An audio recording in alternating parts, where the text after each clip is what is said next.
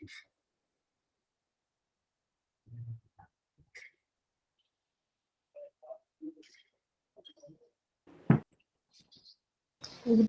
afternoon, ma'am. Good afternoon. Good afternoon, ma'am. Good afternoon. എല്ലാവർക്കും good afternoon കേട്ടോ. എല്ലാരും വായിച്ചോ? ഫ്രണ്ട് ഓഫീസ് വായിച്ചോ?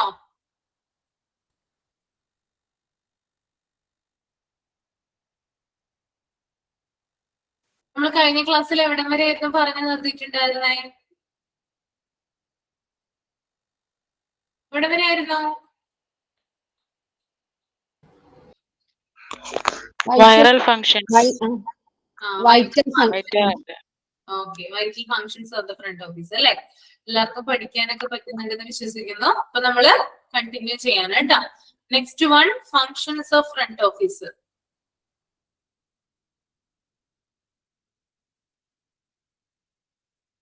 Okay, functions of front office. അപ്പൊ നമ്മൾ കഴിഞ്ഞ ക്ലാസ്സിൽ പറഞ്ഞു നിർത്തിയിട്ടുണ്ടായിരുന്നത് വൈറ്റൽ ഫങ്ഷൻസ് ആയിരുന്നു. സുപ്രധാന ധർമ്മങ്ങൾ അല്ലെങ്കിൽ സുപ്രധാനപ്പെട്ട എന്താ പറയാ ഫങ്ഷൻസ് എന്ന് പറയാം അല്ലെ, മെയിൻ ആയിട്ടുള്ള ഇമ്പോർട്ടന്റ് ആയിട്ടുള്ള ഫങ്ഷൻസ്. ഇനി നേരെ നമ്മൾ വരാൻ പോകുന്നത് ഫങ്ഷൻസ് ഓഫ് ഫ്രണ്ട് ഓഫീസ് ആണ് കേട്ടോ. ഓക്കെ, ഇപ്പൊ ഫസ്റ്റ് വൺ അവിടെ ഒരു പോയിന്റ് കൊടുത്തിട്ടുണ്ട്, നിങ്ങൾ നോക്കിയേ, രജിസ്ട്രേഷൻ എന്ന് കൊടുത്തിട്ടുണ്ട് അല്ലെ. The patient guest coming for treatment or willing to show a consultant. Okay, അതായത് ഒരു പേഷ്യന്റ് അല്ലെങ്കിൽ ഗസ്റ്റ്, അതായത് പേഷ്യന്റിനെ ആണ് ഇവിടെ ഗസ്റ്റ് എന്ന് വിളിക്കുന്നത് കേട്ടോ. അവർ വരുന്നത് എന്തിനാണ്? ഒരു ട്രീറ്റ്മെന്റിന് വേണ്ടിയിട്ട് അല്ലെ, കൺസൾട്ടേഷന് വേണ്ടിയിട്ടാണ്, ഡോക്ടറെ കാണിക്കാനായിട്ടാണ് അവര് വരുന്നത്. അപ്പൊ അത് വരുമ്പോൾ അവർ ആദ്യം ചെയ്യുന്ന ഒരു പ്രോസസ് ആണെന്ത്? രജിസ്ട്രേഷൻ എന്ന് പറയുന്നത്. ഓക്കെ, അപ്പൊ രജിസ്ട്രേഷൻ എന്ന് പറയുന്നത് ഒരു ഡോക്ടറെ കാണിക്കാനായിട്ട് പേഷ്യന്റ് സ്വമേധയാ അയാളെ തന്നെ തയ്യാറെടുത്ത് വരുന്നതാണെന്ത്? രജിസ്ട്രേഷൻ. അതിന് വേണ്ടിയിട്ട് അയാൾ ചെയ്യുന്ന ഒരു പ്രോസസ് ആണെന്ത്? രജിസ്ട്രേഷൻ എന്ന് പറയുന്നത്. ഇനി അതിന്റെ സബ് ഹെഡിങ് ആയിട്ട് കൊടുത്തിരിക്കുന്നത് നോക്കിയേ, registering guest. The hospital needs to keep a complete register of guest essential for the other department as well. Okay, അതായത് ഒരു രോഗിയെ രജിസ്റ്റർ ചെയ്യുമ്പോൾ അദ്ദേഹത്തിന്റെ കംപ്ലീറ്റ് ആയിട്ടുള്ള ഡീറ്റെയിൽസ് എന്ത് ചെയ്തിരിക്കണം? രജിസ്റ്റർ ചെയ്തിരിക്കണം. അത് റിസപ്ഷൻ ഏരിയ മാത്രമല്ല ചെയ്യേണ്ടത്, മറിച്ച് മറ്റ് ഡിപ്പാർട്ട്മെന്റുകൾ എന്ത് ചെയ്തിരിക്കണം? ഈ ഒരു രോഗിയെ കുറിച്ചിട്ടുള്ള എല്ലാ ഡീറ്റെയിൽസ് അടങ്ങിയിട്ടുള്ള റെക്കോർഡ് സൂക്ഷിച്ചിരിക്കണം. നമുക്കറിയാം അല്ലെ, നമ്മളൊരു ഹോസ്പിറ്റലിൽ ചെല്ലുമ്പോൾ മെയിൻ റിസപ്ഷനിൽ എന്തുണ്ടാവും? നമ്മളിപ്പോ അവിടെ ട്രീറ്റ്മെന്റിൽ ഇരിക്കുന്ന ഒരു രോഗിയാണെങ്കിൽ നമ്മളെ കുറിച്ചിട്ടുള്ള ഫയൽ റെക്കോർഡുകൾ മെയിൻ റിസപ്ഷനിൽ സൂക്ഷിച്ചിട്ടുണ്ടാവും.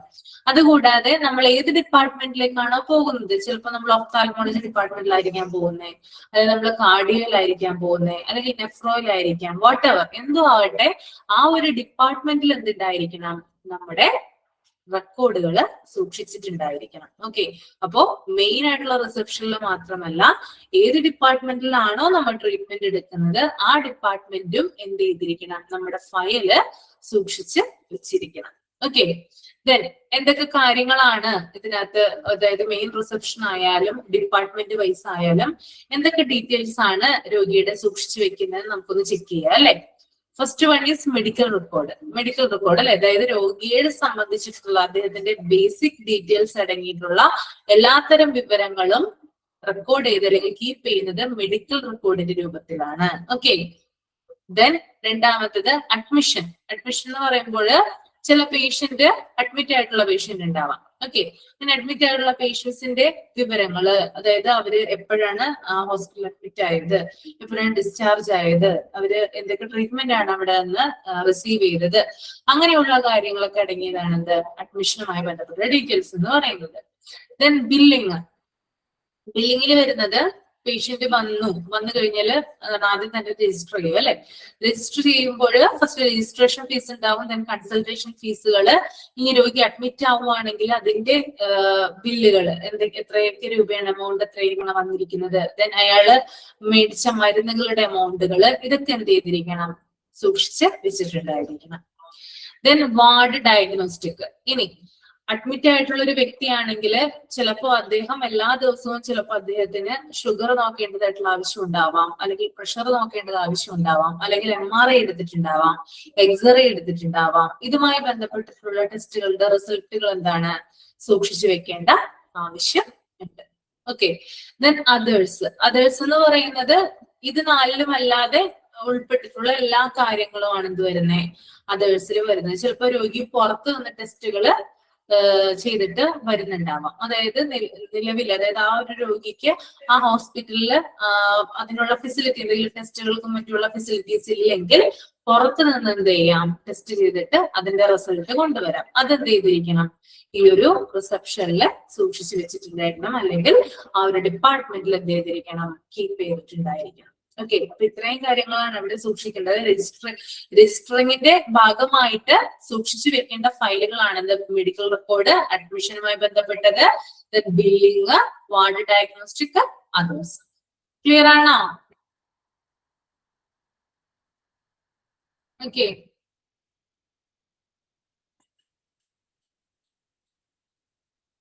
അതിന്റെ തന്നെ അണ്ടറിൽ വരുന്ന രണ്ടാമത്തെ പോയിന്റ് ആണ് കേട്ടോ, സെക്കൻഡ് പോയിന്റ് ആണ് ഡാറ്റ നീഡഡ് ഫോർ രജിസ്ട്രേഷൻ. എന്തൊക്കെ ഡാറ്റകളാണ് രജിസ്ട്രേഷൻ ആയിട്ട് വേണ്ടി വരുന്നത്? Personal data, any information relating to an identified or identifiable natural person. Example, name, address, phone number. അതായത് ഒരു പേഷ്യന്റിന്റെ ബേസിക് ഡീറ്റെയിൽസ് ഉൾപ്പെടെയുള്ള എല്ലാ കാര്യങ്ങളും, അതിനകത്ത് നെയിം വരാം, അഡ്രസ്സ് വരാം, ഫോൺ നമ്പർ വരാം. ഓക്കെ, ഇതൊക്കെ എന്ത് ചെയ്തിരിക്കണം? ഇതൊക്കെയാണ് രജിസ്ട്രേഷൻ ആവശ്യമായ രേഖകൾ എന്ന് പറയുന്നത്. അത് ഐഡന്റിഫൈഡ് എന്ന് പറയുന്നുണ്ട്, കൂടാതെ ഐഡന്റിഫയബിൾ എന്ന് പറയുന്നുണ്ട്. ഐഡന്റിഫൈഡ് എന്ന് പറഞ്ഞാല് തിരിച്ചറിഞ്ഞതായിട്ടുള്ള എന്താ പറയാ കാര്യങ്ങൾ, അതായത് തിരിച്ചറിഞ്ഞതായിട്ടുള്ള രേഖകള്. ഐഡന്റിഫൈബിൾ എന്ന് പറയുമ്പോൾ തിരിച്ചറിയാൻ പറ്റുന്നതായിട്ടുള്ള രേഖകള്. ഓക്കെ, ഒരു എക്സാമ്പിൾ പറയുമ്പോൾ നിങ്ങൾക്ക് അത് കൂടുതൽ ക്ലിയർ ആവും. ഐഡന്റിഫൈഡ് എന്ന് പറഞ്ഞാല് നമ്മുടെ നെയിം, നമ്മുടെ അഡ്രസ്, ഫോൺ നമ്പർ മുതലായ ബേസിക് ഡീറ്റെയിൽസിനെയാണ് എന്ത് പറയുന്നത്, ഐഡന്റിഫൈഡ് എന്ന് പറയുന്നത്. ഇനി ഐഡന്റിഫയബിൾ എന്ന് പറഞ്ഞാല് നമ്മുടെ Aadhaar card, pan card, voter ID തുടങ്ങിയ അഡ്രസ് പ്രൂഫുകളെയാണ് എന്ത് പറയുന്നത്, ഐഡന്റിഫയബിൾ എന്ന് പറയുന്നത്. എല്ലാ ഹോസ്പിറ്റലുകളിലും ആധാർ കാർഡാണ് കൂടുതലായിട്ട് ഉപയോഗിക്കുന്നത്. നമ്മളിപ്പോ ഒരു ഹോസ്പിറ്റലിൽ രജിസ്റ്റർ ചെയ്യുവാണെങ്കിൽ നമ്മുടെ ബേസിക് ഡീറ്റെയിൽസ് നമ്മൾ ആദ്യം കൊടുക്കും, അതിനുശേഷം നമ്മുടെ ആധാർ കാർഡ് ഫോമിൽ ഫില്ല് ചെയ്യാനായിട്ട് ഇവര് പറയുന്നുണ്ടാകും. അപ്പോ ഇത്തരം കാര്യങ്ങൾ ഉപയോഗിച്ചുകൊണ്ടാണ് എന്ത് ചെയ്യുന്നത്, ഒരു പേഷ്യന്റിനെ രജിസ്റ്റർ ചെയ്യുന്നത്. ഇത്തരം കാര്യങ്ങളാണ് ഡാറ്റാസ് എന്ന് പറയുന്നത്. ഇത് രജിസ്ട്രേഷന് വേണ്ടിയിട്ടുള്ള ഡാറ്റാസ് ആണ്. Name, address, phone number, then മറ്റ് പ്രൂഫുകൾ. ഓക്കെ, ഇനി രണ്ടാമത്തെ പോയിന്റ് ഒന്ന് നോക്കിയാൽ നിങ്ങള്, ഇൻഫോർമേഷൻ ടു ദ ഗസ്റ്റ്. പേഷ്യന്റിന് എന്ത് കൊടുക്കുന്നുണ്ട്, അല്ലെങ്കിൽ ഗസ്റ്റിന് എന്ത് കൊടുക്കുന്നുണ്ട്, ഇൻഫോർമേഷൻ പ്രൊവൈഡ് ചെയ്യുന്നുണ്ട്. ഫ്രണ്ട് ഡെസ്കിൽ ഇരിക്കുന്ന സ്റ്റാഫ് അല്ലെങ്കിൽ ഒരു മെഡിക്കൽ റിസപ്ഷനിസ്റ്റ് എന്ത് ചെയ്യുന്നുണ്ട്, ധാരാളം അറിവുകൾ, ഇൻഫോർമേഷൻ കൊടുക്കുന്നുണ്ട്. എന്തിനെ കുറിച്ചിട്ടുള്ള അറിവുകളാണെന്ന് നമുക്ക് പറയാം. ഓക്കെ, ആദ്യത്തേത് താരിഫ്. ഓക്കെ, താരിഫ് എന്താണ്, എമൗണ്ട് ആണ് കേട്ടോ. എമൗണ്ട്, ഇവിടെ ഒരാൾ കമന്റ് ചെയ്തിട്ടുണ്ട് എന്തിനാണ് ID വാങ്ങുന്നതെന്ന് കേട്ടോ. അതായത് നമ്പർ, ആധാർ കാർഡിൽ നമ്പർ എഴുതാനൊക്കെ പറയാറുണ്ട്. അല്ലെങ്കിൽ ഇപ്പൊ മെഡിക്കൽ ഇൻഷുറൻസുമായി ബന്ധപ്പെട്ട് ഇൻഷുറൻസിന്റെ കാര്യമൊക്കെ ഉണ്ടെങ്കിൽ അതിന് വേണ്ടിയിട്ട് വ്യക്തമായിട്ട് പ്രൂഫ് നമ്മൾ എന്ത് ചെയ്യണം, ഡോക്യുമെന്റില് അല്ലെങ്കിൽ ആ ഒരു ഫോമിൽ നമ്മൾ RSPY ഒക്കെ ഉണ്ടെങ്കിൽ അതിന്റെ കാർഡ് നമ്പർ ഒക്കെ എന്ത് ചെയ്യണം, രേഖപ്പെടുത്തണം. ഓക്കെ, ഇതൊക്കെയാണ് എന്ത് വരുന്നത്, ഡീറ്റെയിൽസിൽ വരുന്നത് കേട്ടോ. ഓക്കെ, ഇപ്പൊ രണ്ടാമത്തെ കാര്യമാണ് ഇൻഫോർമേഷൻ ടു ദ ഗസ്റ്റില്. ആദ്യത്തേതില് താരിഫ്. താരിഫ് എന്ന് പറയുന്നത് എമൗണ്ട്, അതായത് ഫീസ്. എത്ര രൂപയാണ് രജിസ്ട്രേഷൻ ഫീസ് വരുന്നത്, അല്ലെങ്കിൽ എത്ര രൂപയാണ് കൺസൾട്ടേഷൻ ഫീസ് വരുന്നത്, ഇനി ബ്ലഡ് ടെസ്റ്റിനൊക്കെ എത്ര രൂപയാകുന്നു, MRIക്ക് എത്ര രൂപയാകുന്നു, അങ്ങനെയുള്ള ഹോസ്പിറ്റലിന്റെ എല്ലാത്തരം, അതായത് കൺസൾട്ടേഷൻ ഉൾപ്പെടെയുള്ള എല്ലാത്തരം ഫീസുകളുടെ കാര്യങ്ങൾ എന്ത് ചെയ്തു കൊടുക്കുന്നുണ്ട്, രോഗിക്ക് പറഞ്ഞു കൊടുക്കുന്നുണ്ട്. ഓക്കെ, ഇപ്പൊ ഡോക്ടർ അല്ലെ, സാധാരണ ഒരു പേഷ്യന്റ് വന്നു കഴിഞ്ഞാല് ഡോക്ടർ ഉണ്ടോ, അല്ലെങ്കിൽ എത്ര രൂപയാണ് ഡോക്ടറിന്റെ എന്താ പറയാ ഫീസ് എത്രയാണ് വരിക എന്നൊക്കെ നമ്മൾ ചോദിക്കുമല്ലോ. അപ്പൊ അവര് പറഞ്ഞു തരുന്നുണ്ട്. അതുകൂടാതെ ചില റിസപ്ഷനിസ്റ്റുകൾ എന്ത് പറയും, നമ്മള് ഡോക്ടറെ കാണാനായിട്ട് ചെല്ലുമ്പോ തന്നെ എന്ത് പറയും, ഇത്ര രൂപയാണ് ഡോക്ടറുടെ ഫീസ് എന്ന് എന്ത് ചെയ്യാറുണ്ട്, എടുത്ത് പറയാറുണ്ട്. ഓക്കെ, ഇപ്പൊ താരിഫ് എന്ന് പറയുന്നത് എല്ലാത്തരം ഫീസ് ഇനങ്ങളെ കുറിച്ച് പേഷ്യന്റിന്റെ ഇൻഫോർമേഷൻ കൊടുക്കുന്നു. ദെൻ രണ്ടാമത്തേതെന്ന് പറഞ്ഞാൽ senior citizen club. Okay, senior citizen club എന്ന് പറഞ്ഞാല് 60 വയസ്സിന് മുകളിലുള്ള എബോവ് 60+ എന്ത് പറയുന്നത്, സീനിയർ സിറ്റിസൺ എന്ന് പറയുന്നത്. 60 വയസ്സിന് മുകളിൽ പ്രായമുള്ളവരെയാണ് നമ്മൾ, 60 വയസ്സിന് മുകളിൽ പ്രായമുള്ളവരെയാണ് നമ്മൾ മുതിർന്ന പൗരന്മാർ അല്ലെങ്കിൽ സീനിയർ സിറ്റിസൺ എന്ന് വിശേഷിപ്പിക്കുന്നത്. ഓക്കെ, അപ്പൊ ഇവർക്ക് വേണ്ടിയിട്ട് പ്രത്യേകം ഒരു ഏരിയ ചില ഹോസ്പിറ്റലുകളിൽ ഉണ്ടാകും. ഓക്കെ, അവർക്ക് ഫ്രീ ആയിട്ട് ചിലപ്പോ ഷുഗർ ചെക്ക് ചെയ്യാൻ പറ്റും, അല്ലെങ്കിൽ ഫ്രീ ആയിട്ട് BP ചെക്ക് ചെയ്യാൻ പറ്റും. അങ്ങനെയുള്ള കാര്യങ്ങളൊക്കെ ചില ഹോസ്പിറ്റലില് സർവീസ് ചെയ്ത് കൊടുക്കാറുണ്ട്. അപ്പോ ഇങ്ങനെയുള്ള പേഷ്യൻസ് വരുമ്പോൾ അവരെ അവെയർ ചെയ്ത് കൊടുക്കുക, അല്ലെങ്കിൽ അവരെ ബോധവാന്മാരാക്കുക. ഇങ്ങനെയുള്ള സൗകര്യങ്ങള് ഇവിടെയുണ്ട്, നിങ്ങൾക്ക് വേണ്ടി പ്രത്യേകം ഒരു സൗകര്യം എന്ത് ചെയ്ത് കൊടുത്തിട്ടുണ്ട്, അതായത് മുതിർന്ന ആളുകൾക്ക് വേണ്ടിയിട്ട് ഒരു സൗകര്യം ഇവിടെ അറേഞ്ച് ചെയ്തിട്ടുണ്ട്, നിങ്ങൾക്ക് വേണമെങ്കിൽ ആ സർവീസ് സ്വീകരിക്കാമെന്ന് അവരോട് നമുക്ക് പറയാനായിട്ട് പറ്റും.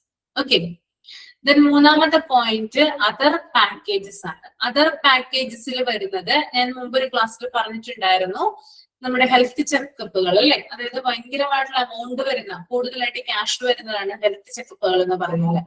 അത് കുറച്ച് എമൗണ്ടില്, അതായത് അവിടെയുള്ള ഇപ്പൊ ഒരു ഹോസ്പിറ്റലിൽ ട്രീറ്റ്മെന്റ് ഇരിക്കുന്ന എത്ര പേഷ്യൻസ് ആണോ അവർക്ക് മൊത്തമായിട്ട് എന്ത് ചെയ്ത് കൊടുക്കുന്നുണ്ട്, ചിലവർക്ക് ഡിസ്കൗണ്ടിൽ എന്ത് ചെയ്ത് കൊടുക്കുന്നുണ്ട്, ഹെൽത്ത് ചെക്കപ്പുകൾ ചെയ്തു കൊടുക്കാറുണ്ട്. അപ്പോ ഇപ്പൊ ഒരു പേഷ്യന്റ് വരുമ്പോൾ റിസപ്ഷനിൽ വരുമ്പോൾ അയാളുടെ ഡോക്ടറെ കാണാനായിട്ട് ഫയൽ എടുക്കുന്ന സമയത്ത് വേണമെങ്കിൽ എന്ത് ചെയ്യാം, റിസപ്ഷനിസ്റ്റിന് പറഞ്ഞു കൊടുക്കാം ഇനി ഒരു ഹെൽത്ത് പാക്കേജ് ഉണ്ട്, ഇപ്പൊ 5000 രൂപയുടെ ഹെൽത്ത് പാക്കേജ് ആണെങ്കിൽ 1000 രൂപക്ക് എന്താണ് ചെയ്തു കൊടുക്കുന്നത് എന്ത് ചെയ്യാണ്, പറയാണ് ചെയ്യുക. ഓക്കെ, അപ്പൊ ഇങ്ങനെയുള്ള പാക്കേജുകളെ കുറിച്ചിട്ട് എന്ത് ചെയ്ത് കൊടുക്കുന്നുണ്ട്. ഇതിപ്പോ ഹെൽത്ത് ചെക്കപ്പ് ആവണമെന്നില്ല, പല പല വിഭാഗങ്ങളുണ്ട് അല്ലെ. ഇപ്പൊ ഫ്രീ ആയിട്ട് ഇപ്പോ സ്ത്രീകൾക്കാണെങ്കിൽ മാമോഗ്രാം ചെയ്തു കൊടുക്കാറുണ്ട് അല്ലെ, അതായത് ക്യാൻസർ ടെസ്റ്റ് ആണ്.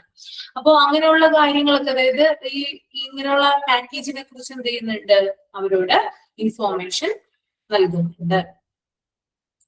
Then other investigation, laboratory, diagnostic. ഇനി മറ്റ് അന്വേഷണങ്ങളുമായി ബന്ധപ്പെട്ട്, മറ്റന്വേഷണങ്ങൾ എന്ന് പറയുകയാണെങ്കിൽ ഇപ്പോ ലാബ് ടെസ്റ്റുമായി ബന്ധപ്പെട്ടിട്ട്, അല്ലെങ്കിൽ ഇപ്പൊ എക്സ്റേയുമായി ബന്ധപ്പെട്ട്, MRIയുമായി ബന്ധപ്പെട്ടൊക്കെ എന്ത് ചെയ്യാണ്, അവരോട് കാര്യങ്ങൾ ആരായുന്നു. റിസപ്ഷനിസ്റ്റിനോട് എന്ത് വെച്ചെന്ന് ചോദിക്കുന്നു, അതായത് ഇങ്ങനെയുള്ള ടെസ്റ്റുകൾ ഇവിടെ നടത്തുന്നുണ്ടോ, അല്ലെങ്കിൽ ഇങ്ങനെയുള്ള എക്സ്റേസ് ഒക്കെ നടത്തുന്നുണ്ടോ എന്ന് എന്ത് ചെയ്യുന്നു ചെന്ന് ചോദിക്കുന്നു. അപ്പൊ ഇവരെന്ത് ചെയ്യുന്നു, അതിനു വേണ്ടിയുള്ള ഇൻഫോർമേഷൻ എന്ത് ചെയ്യുന്നുണ്ട്, പാസ് ചെയ്യുന്നുണ്ട്. Okay, then final one, emergency inpatient.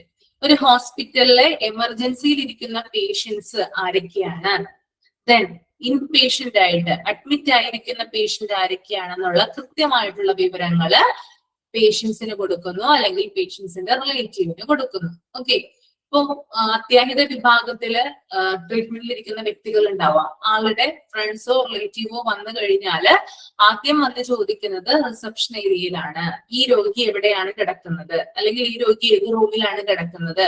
അങ്ങനെയുള്ള വിവരങ്ങളൊക്കെ ആൾക്കാർക്ക് കിട്ടുന്നത്, വരുന്ന ആളുകൾക്ക് കിട്ടുന്നത് ആരിൽ നിന്നാണ്, റിസപ്ഷനിസ്റ്റിന്റെ അടുത്തുനിന്നാണ് ഇങ്ങനെയുള്ള വിവരങ്ങളൊക്കെ കിട്ടുന്നത് കേട്ടോ. ഓക്കെ, അപ്പൊ ഇത്രയും കാര്യങ്ങളെ കുറിച്ചിട്ട് ആര് പറഞ്ഞു കൊടുക്കുന്നുണ്ട്, റിസപ്ഷനിസ്റ്റ് പറഞ്ഞ് കൊടുക്കുന്നുണ്ട്. ഓക്കെ, താരിഫിനെ കുറിച്ച്, സീനിയർ സിറ്റിസൺ ക്ലബിനെ കുറിച്ച്, ദെൻ അതർ പാക്കേജസിനെ കുറിച്ച്, other investigation, laboratory, diagnostic and emergency inpatient. Clear ആണോ? ക്ലിയർ ആയോ? ഓക്കെ, നമുക്ക് കുറച്ച് ഉറക്കം വരും, ബോറടി തോന്നും, കാരണം ഉച്ച സമയമാണ്. ഇതാണെങ്കിൽ ഇങ്ങനെ പറഞ്ഞു പോകാവുന്ന ഒരു ചാപ്റ്റർ ആണ് കേട്ടോ. അപ്പൊ പരമാവധി ഒന്ന് സഹിച്ചിരിക്കട്ടെ, ഒന്ന് കോർഡിനേറ്റ് ചെയ്യുന്നോട് കേട്ടോ. Okay, then third one is cash collection ആണ് കേട്ടോ. Cash collection is very important. ഒരു മെഡിക്കൽ റിസപ്ഷനിസ്റ്റിന് അല്ലെങ്കിൽ ഫ്രണ്ട് ഓഫീസിൽ ഇരിക്കുന്ന ഒരു സ്റ്റാഫിനെ സംബന്ധിച്ച് വളരെ ഇമ്പോർട്ടന്റ് ആയിട്ടുള്ള ഒന്നാണ് ഇത് ക്യാഷ് കളക്ഷൻ എന്ന് പറയുന്നത്. ഓക്കെ, എന്താണ് ക്യാഷ് കളക്ഷനിൽ നമ്മൾ നേരിടുന്ന പ്രധാന വെല്ലുവിളി, ചാലഞ്ച് എന്ന് പറയാമെന്ന് നിങ്ങളൊന്ന് കമന്റ് ചെയ്തേ. എന്താണ്?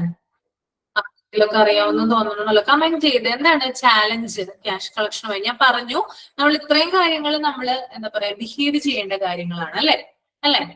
പക്ഷെ ക്യാഷ് കളക്ഷൻ എന്ന് പറയുമ്പോൾ നമ്മൾ എന്താണ്, നമ്മൾ വാക്കുകൊണ്ടല്ല ആ ഒരു പ്രവൃത്തി ചെയ്യുന്നത് അല്ലെ, നമ്മുടെ ബുദ്ധി ഉപയോഗിച്ച്, അല്ലെങ്കിൽ നമ്മുടെ ആ ഒരു നേരത്തെ നമ്മുടെ എന്താണോ നമ്മുടെ ഒരു എന്താ പറയാ ആ ഒരു സമയത്ത് നമുക്ക് എന്താണോ തോന്നുന്നത് അതനുസരിച്ചിട്ടാണ് നമ്മളെ ആ ഒരു ക്യാഷ് കളക്ഷൻ എന്ന് പറയുന്ന ആ ഒരു സംഭവം നടക്കുക. ടാലി, പലരും കമന്റ് ചെയ്യുന്നുണ്ട്, ടാലി പറയുന്നുണ്ട്, ബാലൻസ് എന്ന് പറയുന്നുണ്ട് അല്ലെ, കറക്റ്റ് ക്യാഷ് കളക്ട് ചെയ്യുക. ഓക്കെ, കറക്റ്റ് ക്യാഷ് കളക്ട് ചെയ്യുക, ശരിയാണ്.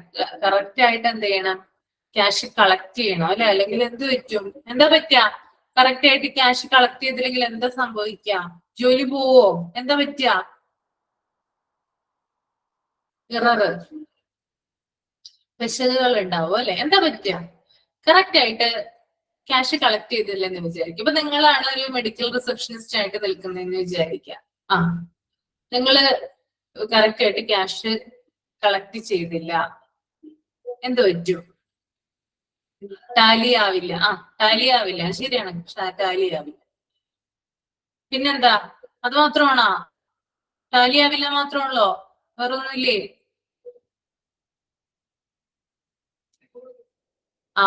അനു ജയകൃഷ്ണൻ, കാരുണ്യ, നമ്മുടെ കയ്യിൽ നിന്ന് പോകും, നമ്മുടെ കയ്യിൽ നിന്ന് പോകും. അതാണ് കേട്ടോ കറക്റ്റ് ആയിട്ടുള്ള ആൻസർ പറയുകയാണെങ്കിൽ നമ്മുടെ കയ്യിൽ നിന്ന് പോകും. അതാണ് ഇവിടെ പ്രശ്നം. ജോലിയൊന്നും പോവില്ല, നമ്മുടെ കയ്യിൽ നിന്ന് എന്ത് പോകും? പൈസ പോകും. അതാണ് പ്രശ്നം കേട്ടോ. അപ്പൊ അതാണ് ഞാൻ പറയുന്നത്, വളരെയധികം ശ്രദ്ധിക്കേണ്ട ഒരു കാര്യമാണ് ക്യാഷ് കളക്ഷൻ. അപ്പൊ നമുക്ക് നോക്കാം ഇതിനകത്ത് എന്താ പറയുന്നത്. The registered amount to be collected from the guest and should be deposited to the cash at the end of the day before closing the counter, hand over to another person. Okay, ഇതിനകത്ത് പറയുന്നത് നമ്മളൊരു patient കയ്യിൽ നിന്ന്, register ചെയ്തിട്ടുള്ള ഒരു patient കയ്യിൽ നിന്ന് നമ്മൾ ക്യാഷ് കളക്ട് ചെയ്തതിനു ശേഷം ഒന്നുകിൽ നമ്മുടെ ഷിഫ്റ്റ് അവസാനിക്കുന്നതിന് മുമ്പായിട്ട് അത് ഡെപ്പോസിറ്റ് മെഷീനിൽ ഡെപ്പോസിറ്റ് ചെയ്യാം, അല്ലെങ്കിൽ നമ്മുടെ ഷിഫ്റ്റ് അവസാനിക്കുന്നതിന് ശേഷം ആരാണോ അടുത്ത ഷിഫ്റ്റിലായിട്ട് വന്ന് നിൽക്കുന്നത് അവർക്ക് എന്ത് ചെയ്യുക? ഹാൻഡ് ഓവർ ചെയ്യുക. അതാണ് പറയുന്നത് അല്ലെ? അപ്പോ ഇത് ഹാൻഡ് ഓവർ ചെയ്യുന്നതിന് മുമ്പ് എന്ത് ചെയ്യണം? നമ്മള് കാൽക്കുലേറ്റ് ചെയ്യണം അല്ലെ, ടാലി ചെയ്യണം അല്ലെ. അതായത് നമുക്ക് കിട്ടിയ എമൗണ്ട്, സിസ്റ്റത്തിലെ എമൗണ്ടും അതുപോലെ തന്നെ നമ്മുടെ കയ്യിലിരിക്കുന്ന എമൗണ്ടും കറക്റ്റ് ആണോ എന്ന് നോക്കണം. 1 രൂപ പോലും എന്ത് ചെയ്യാൻ പറ്റില്ല, കുറയാനായിട്ട് പാടുള്ളതല്ല അല്ലെ. 1 രൂപ കുറഞ്ഞാല് ആ 1 രൂപ എന്ത് ചെയ്യണം? നമ്മൾ എടുത്ത് വെക്കണം അല്ലെ. ഓക്കെ, അതായത് ഇപ്പൊ ഈ ക്യാഷ്, അതായത് ഈ റിസപ്ഷൻ തുറക്കുന്ന ഒരു സമയം, അതായത് റിസപ്ഷൻ സ്റ്റാർട്ട് ചെയ്യുന്ന ഒരു സമയം എന്ന് പറഞ്ഞാൽ ഏർലി മോർണിംഗ് ആണ് അല്ലെ. ഏർലി മോർണിംഗ് അല്ലെങ്കിൽ എന്താ പറയാ, OP അല്ലെങ്കിലും അല്ലാതെയും എന്ത് ചെയ്യുന്നുണ്ട്, ധാരാളം ആളുകൾ ക്യാഷ് വാല്യൂലേക്ക് കാണിക്കാനായിട്ട് വരും. അങ്ങനെ വരുമ്പോൾ നമ്മൾ അവരുടെ നിന്ന് ക്യാഷ് കളക്ട് ചെയ്തിട്ടാണ് എന്ത് ചെയ്യുന്നത്, അവര് രജിസ്റ്റർ ചെയ്യുന്നത്. ഇപ്പൊ ഏർലി മോർണിംഗ്, ഇപ്പൊ 7 മണിയൊക്കെ സമയമാണെങ്കിൽ അധികം ആളുകൾ ഉണ്ടാവില്ല, വളരെ കുറച്ച് ആളുകൾ മാത്രമേ മോർണിംഗിലൊക്കെ ഉണ്ടാവുള്ളൂ കേട്ടോ. അപ്പൊ ആ ഒരു സമയത്ത് എന്ന് പറഞ്ഞാൽ ആളുകളുടെ എണ്ണം വളരെ കുറവാണ്. അപ്പൊ നമുക്ക് എന്ത് ചെയ്യാം, അവരുടെ കയ്യിൽ നിന്ന് സാവധാനം കളക്ട് ചെയ്തിട്ട് നമുക്ക് സിസ്റ്റത്തിലെത്ത് എൻറ്റർ ചെയ്യാം. ഇനി കുറച്ചും കൂടി കഴിയും, അതായത് ഒരു 9, 10, 11, 12 മണിക്കുള്ളിലാണ് പേഷ്യൻസ് വരുന്നതെങ്കിൽ ആ ഒരു സമയം എന്ന് പറയുന്നത് ഭയങ്കര റഷുള്ള സമയം, അതായത് ഭയങ്കര തിരക്കുള്ള സമയം. ആ സമയത്ത് ധാരാളം ആളുകൾ നമ്മുടെ സിസ്റ്റത്തിന്റെ ബാക്കിലായിട്ട് എന്ത് ചെയ്യുന്നുണ്ടാവും, ക്യൂവിൽ നിൽക്കുന്നുണ്ടാവും അല്ലെ. ഓക്കെ, നമ്മളിങ്ങനെ ഇരിക്കുകയാണ്, സിസ്റ്റത്തിന് മുമ്പിൽ ഇരിക്കുകയാണ്, എന്നിട്ട് നമുക്ക് നേരെ കാണാൻ പറ്റുന്ന രീതിയിലായിരിക്കും ആളുകൾ എന്ത് ചെയ്യുക, ക്യൂ ചെയ്ത് അല്ലെങ്കിൽ ക്യൂവിലായിട്ട് നിൽക്കുന്നുണ്ടാവാം. ഓക്കെ, അപ്പൊ അങ്ങനെ വരുമ്പോൾ പെട്ടെന്ന് ഇപ്പോ ഒരാളുടെ കയ്യിൽ നിന്ന് നമ്മൾ പണം റിസീവ് ചെയ്തു, 250 രൂപയാണ്, പോട്ടെ ഒരു 500 രൂപയാണ് ഡോക്ടറിന്റെ ഫീസ് എന്ന് വിചാരിക്കാം. രജിസ്ട്രേഷൻ ഫീസ് ഉൾപ്പെടെ 500 രൂപ, കൺസൾട്ടേഷൻ ഫീസ് ഉൾപ്പെടെ 500 രൂപയാണ് ടോട്ടൽ എമൗണ്ട്. നമ്മൾ 500 രൂപ അയാളുടെ നിന്ന് വാങ്ങിച്ചു. വാങ്ങിക്കുന്നതിന് മുമ്പായിട്ട്, അതായത് ആ വാങ്ങിയിരിക്കുന്ന ആ ഒരു സമയത്ത് തന്നെ നമ്മൾ എന്ത് ചെയ്യണം, സിസ്റ്റത്തിൽ എന്ത് ചെയ്യണം, ഈ പൈസ, അതായത് അയാളുടെ കാര്യങ്ങൾ, അയാളുടെ ഡീറ്റെയിൽസ് ഒക്കെ നമ്മൾ എൻ്റർ ചെയ്തിട്ടുണ്ട്, ഏത് ഡോക്ടറെയാണ് നമ്മൾ എൻ്റർ ചെയ്തിട്ടുണ്ട്, ഏത് ഡിപ്പാർട്ട്മെന്റ് ആണെന്ന് എൻ്റർ ചെയ്തിട്ടുണ്ട്, നമ്മൾ എത്രയാണ് എമൗണ്ട് അദ്ദേഹത്തിന്റെ കയ്യിൽ നിന്ന് വാങ്ങിക്കുന്നത്, ആ ഒരു ക്യാഷ് നമ്മൾ സിസ്റ്റത്തിൽ എന്ത് ചെയ്യണം, ക്ലോസ് ചെയ്യണം. ഓക്കെ, ക്ലോസ് ചെയ്തിട്ട് വേണം എന്ത് ചെയ്യാൻ, നമ്മള് ക്യാഷ് റിസീവ് ചെയ്ത് നമ്മുടെ ടേബിൾ ഡ്രോയില് വെക്കാൻ വേണ്ടിയിട്ട്. ഓക്കെ, ഈ ഒരു സമയത്ത് തൊട്ടടുത്ത്, അതായത് ബാക്കിലും പേഷ്യൻസ് ഉണ്ട്, അടുത്തൊരു പേഷ്യന്റിനെ നമ്മൾ പെട്ടെന്ന് വാങ്ങിക്കുകയാണ്, അതായത് നമ്മൾ ആ പേഷ്യന്റിൽ നിന്ന് അയാളുടെ ഡീറ്റെയിൽസ് ഒക്കെ എന്ത് ചെയ്യാണ്, നമ്മള് സിസ്റ്റത്തിൽ എൻ്റർ ചെയ്യാണ്.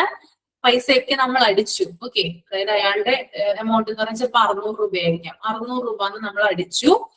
മേടിക്കാൻ പോകുന്ന ആ ഒരു സമയത്തായിരിക്കാം പെട്ടെന്ന് ഒരു ആള് വന്ന് ഇടയ്ക്ക് വന്ന് പെട്ടെന്ന് അതായത് പെട്ടെന്ന് ഒരു ഡോക്ടറെ കാണണം എന്ന് പറയുന്നത് അത്യാവശ്യമാണ്, ചിലപ്പോൾ എമർജൻസി ആയിരിക്കും. അപ്പൊ അയാൾ ചിലപ്പോൾ ഗൂഗിൾ പേ ആവാൻ ചെയ്യുന്നത്, അയാൾ വേഗം എന്ത് ചെയ്തു, അതായത് ഗൂഗിൾ പേ ചെയ്തു. അപ്പൊ ഗൂഗിൾ പേയുടെ ആ ഒരു കാര്യം നമ്മളെ കാണിച്ചു. നമ്മൾ എന്ത് ചെയ്തു, ഒരു പേപ്പറിൽ എന്ത് ചെയ്തു, ഈ ഗൂഗിൾ പേയുടെ എമൗണ്ട് എന്ത് ചെയ്തു, എഴുതി വെച്ചു. GPay എന്ത് ചെയ്തു, എഴുതി വെച്ചിട്ട് നമ്മൾ ഈ ഒരു തുക എഴുതി വെച്ചു. ഓക്കെ, ഈ ഒരു സമയം ഇയാള് വന്നതുകൊണ്ട് മറ്റേയാളുടെ കയ്യിൽ നിന്ന് പൈസ മേടിക്കാനായിട്ട് മറന്നു പോയിട്ടുണ്ടാവാം. പക്ഷെ സിസ്റ്റത്തിൽ എന്ത് ചെയ്തു, ക്ലോസ് ചെയ്തു. അയാളുടെ കയ്യിൽ നിന്ന് 600 രൂപ മേടിച്ചതായിട്ട് ഞാൻ ക്ലോസ് ചെയ്തു, പക്ഷെ മേടിച്ചിട്ടുണ്ടായില്ല. അയാളാണെങ്കിൽ ആ പൈസ അങ്ങോട്ട് പോയി കളയുകയും ചെയ്തു. ഓക്കെ, ഇങ്ങനെ ഒരു സമയത്ത്, അതായത് 600 രൂപ ഇവിടെ കിട്ടിയിട്ടില്ല, പക്ഷെ സിസ്റ്റത്തിൽ അത് കാണിക്കുന്നുണ്ട്. ചിലപ്പോൾ 1 ലക്ഷം രൂപയായിരിക്കാം എനിക്ക്, ഇപ്പൊ ഞാനാണെന്ന് വിചാരിക്കുക, ആ ഒരു ഷിഫ്റ്റിൽ ഞാനാണ് കൈകാര്യം ചെയ്തതെന്ന് വിചാരിക്കുക. 8 മണിക്കൂറാണ് സാധാരണ ഷിഫ്റ്റ് വരിക. അതിപ്പോ 7 മണിക്കാണ് ഡ്യൂട്ടി തുടങ്ങുന്നതെങ്കിൽ 3 മണിക്കാണ് എന്ത് ചെയ്യുക, ഷിഫ്റ്റ് അവസാനിക്കുക അല്ലെ. അപ്പൊ ആ ഒരു സമയത്ത് എനിക്ക് 1 ലക്ഷം രൂപയാണ് ടോട്ടലായിട്ട് എന്റെ കയ്യിൽ കിട്ടിയെന്ന് വിചാരിക്കുക, ജിപേ ഉൾപ്പെടെ. ഓക്കെ, 600 രൂപയുടെ കുറവ് വന്നു കഴിഞ്ഞാല് എന്താ ചെയ്യാ, നമ്മൾക്ക് ഒന്നില്ലെങ്കിൽ നമ്മുടെ ആ ഒരു തുക, അതായത് സിസ്റ്റത്തിൽ ആ തുക എന്ത് ചെയ്യണം, നമ്മൾ ഒന്നില്ലെങ്കിൽ ഡെപ്പോസിറ്റ് ചെയ്യണം, അല്ലെങ്കിൽ അടുത്ത വ്യക്തിക്ക് എന്ത് ചെയ്യണം, ഹാൻഡ് ഓവർ ചെയ്യണം അല്ലെ. അല്ലെങ്കിൽ ചില കേസിലാണെങ്കിൽ നേരിട്ട് ഓഫീസിൽ ഏൽപ്പിക്കുകയാണ് ചെയ്യുക. ഓക്കെ, അപ്പൊ ഈ ഒരു സമയത്ത് ഈ ഒരു എമൗണ്ടും, അതായത് ആ 1 ലക്ഷം രൂപ, കറക്റ്റ് ആ 1 ലക്ഷം രൂപ നമ്മൾ എന്ത് ചെയ്യണം, ആഡ് ചെയ്യണം. അതായത് 600 രൂപയുടെ കുറവുണ്ടെങ്കിൽ 600 രൂപ എന്ത് ചെയ്യണം, നമ്മുടെ കയ്യിൽ നിന്ന് എടുത്തു വെക്കേണ്ടതായിട്ട് വരും. ഓക്കെ, അപ്പൊ ഇതാണ് പ്രധാനമായിട്ടും ശ്രദ്ധിക്കേണ്ടത്. നമ്മള് ക്യാഷ് റിസീവ് ചെയ്യുന്ന ആ സമയത്ത് തന്നെ എന്ത് ചെയ്യുക, സിസ്റ്റത്തിൽ എന്ത് ചെയ്യുക, ആ ക്യാഷ് ക്ലോസ് ചെയ്യാൻ വേണ്ടിയിട്ട് ശ്രമിക്കുക. ഓക്കെ, ഒരിക്കലും സിസ്റ്റത്തിൽ ക്ലോസ് ചെയ്തിട്ട് പൈസ മേടിക്കാൻ നിൽക്കരുത്. പൈസ മേടിച്ചതിന് ശേഷം എന്ത് ചെയ്യുക, സിസ്റ്റത്തിൽ ക്ലോസ് ചെയ്യുക കേട്ടോ. അത് നിങ്ങൾക്ക് ഇനി അങ്ങനെ ഒരു ജോലി കിട്ടിയാല് അങ്ങനെ ആയിരിക്കണം നിങ്ങൾ ചെയ്യേണ്ടത് കേട്ടോ. ആദ്യം പൈസ മേടിച്ച് കൈ പിടിക്കുക, ദെൻ ക്ലോസ് ചെയ്യുക. ഒരിക്കലും സിസ്റ്റത്തിൽ ക്ലോസ് ചെയ്തിട്ട് പൈസ മേടിക്കാനായിട്ട് നിൽക്കരുത്.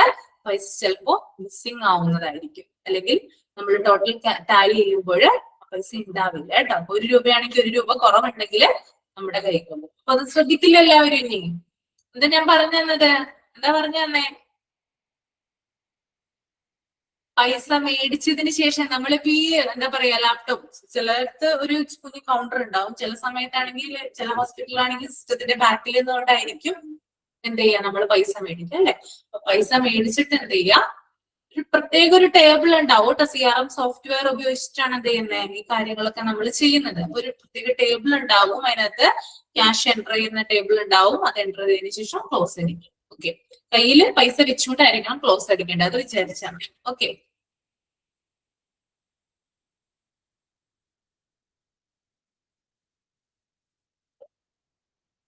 the next one, information enquiry handling കേട്ടോ. എന്താണ് ഇൻഫോർമേഷൻ എൻക്വയറി ഹാൻഡ്ലിംഗ് എന്ന് നമുക്ക് നോക്കാം. Rudeness is a weak person attempt at strength. അതായത് ഇത് ജസ്റ്റ് ഒരു കോട്ടിംഗ് ആയിട്ട് കൊടുത്തിരിക്കുന്നതാണത്. റൂട്ട്നെസ് എന്ന് പറയുന്നത് പഠിക്കാനൊന്നുമില്ല കേട്ടോ, ജസ്റ്റ് ഒരു ഭംഗിക്ക് വേണ്ടി കൊടുത്തിരിക്കുന്നതാ. റൂട്ട്നെസ് അഥവാ പരുഷത എന്ന് പറയുന്നത് വീക്ക് പേഴ്സന്റെ സ്ട്രെങ്ത്തിനുള്ള അറ്റംപ്റ്റ് ആണ്. ഓക്കെ, ചിലപ്പോ കുറച്ചുപേര് ഹാർഡ് ആയിട്ട് പുറത്ത് എക്സ്പ്രസ് ചെയ്യുന്നുണ്ടാവാം, പക്ഷെ വീക്ക് ആയിട്ടുള്ള ഒരു പേഴ്സൺ ആണെങ്കിൽ അയാളൊന്ന് എന്താ പറയുക, സ്ട്രെങ്ത്തിന് വേണ്ടിയിട്ടാണ് എന്ത് കാണിക്കുന്നത്, ഈ ഒരു അറ്റംപ്റ്റ് അല്ലെങ്കിൽ ആ ഒരു പൗരുഷം കാണിക്കുന്നതെന്നാണ് അവിടെ പറയുന്നത് കേട്ടോ. ഓക്കെ, ഫസ്റ്റ് പോയിന്റ് നോക്കാം. B considerate, friendly and courteous. എന്താ പറയുന്നത്, അതായത് പേഷ്യൻസ് വരുമ്പോൾ അവരെ പരിഗണിക്കുക. ഓക്കെ, അവരെ പരിഗണിക്കുക. അതുപോലെ തന്നെ ഫ്രണ്ട്ലി ആയിട്ട് പെരുമാറുക. കോർട്ടിയസ്, വിനയത്തോടു കൂടി അവരെ ബിഹേവ് ചെയ്യുക, അല്ലെങ്കിൽ അവരോട് സംസാരിക്കുക. വളരെ വിനയത്തോടു കൂടി വേണം പേഷ്യൻസ് വരുമ്പോൾ നമ്മൾ പെരുമാറാനായിട്ട്. ദെൻ രണ്ടാമത്തെ point, practice courtesy, say please. വിനയം അല്ലെങ്കിൽ എന്താ പറയുക, മര്യാദ പാലിക്കുക, അല്ലെങ്കിൽ അത് പ്രാക്ടീസ് ചെയ്യുക. പ്ലീസ് പറയാനായിട്ട് പഠിക്കുക. അതായത് പ്ലീസ് പറയേണ്ട സ്ഥലത്ത് എന്ത് ചെയ്യണം, പ്ലീസ് പറയാനായിട്ട് പഠിച്ചിരിക്കണം. Then third point, explain, do it patiently. Patients എന്തെങ്കിലുമൊക്കെ വന്ന് ചോദിക്കുമ്പോൾ അവരോട് വിശദീകരിക്കേണ്ടത് വളരെ ക്ഷമയോട് കൂടിയിട്ടായിരിക്കണം. ഓക്കെ, ഇപ്പൊ ആരെങ്കിലും ഒരു പേഷ്യന്റ് ഭയങ്കരമായിട്ട് ദേഷ്യപ്പെട്ടിട്ടാണ് നമ്മളായിട്ട് സംസാരിക്കുന്നതെന്ന് വിചാരിക്കുക. ഓക്കെ, അപ്പൊ നമ്മളും തിരിച്ചങ്ങോട്ട് ദേഷ്യപ്പെടാൻ പറ്റുമോ? ഒരിക്കലുമില്ല അല്ലെ. നമ്മൾ എന്ത് ചെയ്യണം, അവരെ കൂളാക്കിയിട്ട് വളരെ ക്ഷമയോടുകൂടി അവർക്ക് വേണ്ടിയിട്ടുള്ള കാര്യങ്ങൾ എക്സ്പ്ലെയിൻ ചെയ്ത് കൊടുത്തിരിക്കണം. ഓക്കെ, ദെൻ നാലാമത്തെ point, accommodate the other view points. എന്താ ഉദ്ദേശിക്കുന്നത് accommodate the other view points എന്ന് പറഞ്ഞാൽ എന്താ? ഒന്ന് കമന്റ് ചെയ്തേ. എന്താണ് accommodate other view points?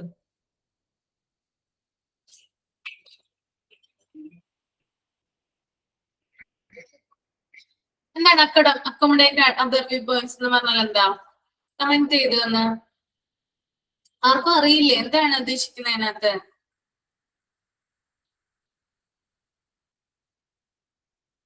Accommodate the other view points, accept ചെയ്യുക.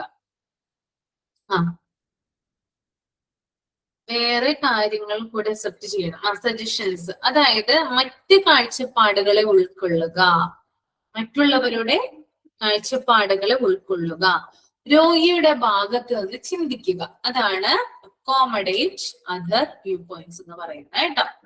രോഗിയുടെ ഭാഗത്ത് നിന്ന് നമ്മൾ ചിന്തിക്കണം അല്ലെ. ഡോക്ടർ ഇപ്പൊ രോഗിക്ക് പല ഇമോഷൻസ് ഉണ്ടാവാം, അവർക്ക് പല പ്രശ്നങ്ങളൊക്കെ ഉണ്ടാവും അല്ലെ.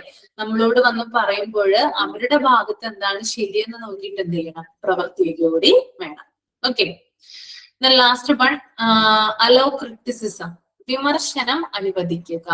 ഇപ്പൊ ഒരു രോഗി നമ്മളെ കുറിച്ച് കംപ്ലൈന്റ് പറയാണ്, അല്ലെങ്കിൽ നമ്മുടെ മുഖത്ത് നോക്കി നമ്മളെ ക്രിട്ടിസൈസ് ചെയ്യാണെന്ന് വിചാരിക്കാം. നിങ്ങൾ എന്താ ചെയ്യാം? നിങ്ങളാണെങ്കിൽ നിങ്ങൾ എന്ത് ചെയ്യും? കമന്റ് ചെയ്തേ. ഒരാള് നിങ്ങളെ ഡയറക്റ്റ് ആയിട്ട് വിമർശിക്കുകയാണ്, അല്ലെങ്കിൽ നിങ്ങളുടെ സുപ്പീരിയറിന്റെ അടുത്ത് ചെന്ന് നിങ്ങളുമായിട്ട് നിങ്ങളുടെ കംപ്ലൈന്റ് പറയാണ്. എന്താ ചെയ്യാ? നിങ്ങൾ എന്താ ചെയ്യാ?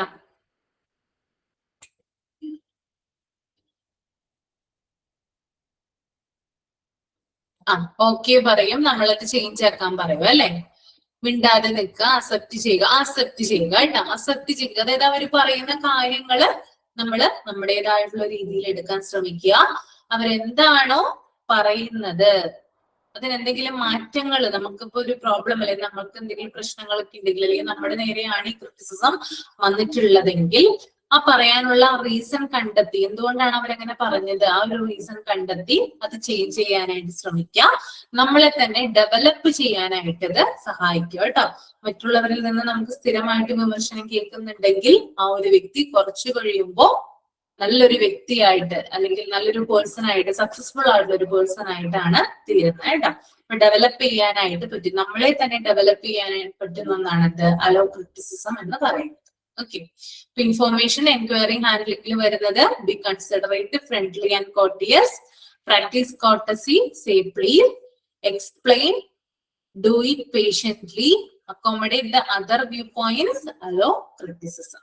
Okay, then fifth one is report making. Report മേക്കിങ്ങിൽ വരുന്നത് രണ്ട് കാര്യങ്ങളാണ്. ഒന്ന് സെൻസസ് റിപ്പോർട്ട്, രണ്ടാമത്തത് അതർ റിപ്പോർട്ട്സ്.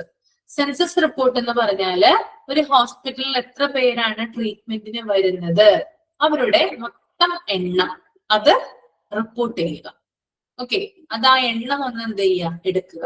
ഒരു ഹോസ്പിറ്റലില് കുറെ അധികം ആളുകൾ എന്ത് ചെയ്യുന്നുണ്ടാവും, ഓരോ ദിവസവും വരുന്നുണ്ടാവും അല്ലെ ട്രീറ്റ്മെന്റ് ആയിട്ട്. അവരുടെയൊക്കെ എന്ത് ചെയ്യുക, എണ്ണം എടുത്തിട്ട് അതൊന്ന് റിപ്പോർട്ട് ചെയ്യുക അല്ലെങ്കിൽ രേഖപ്പെടുത്തുക.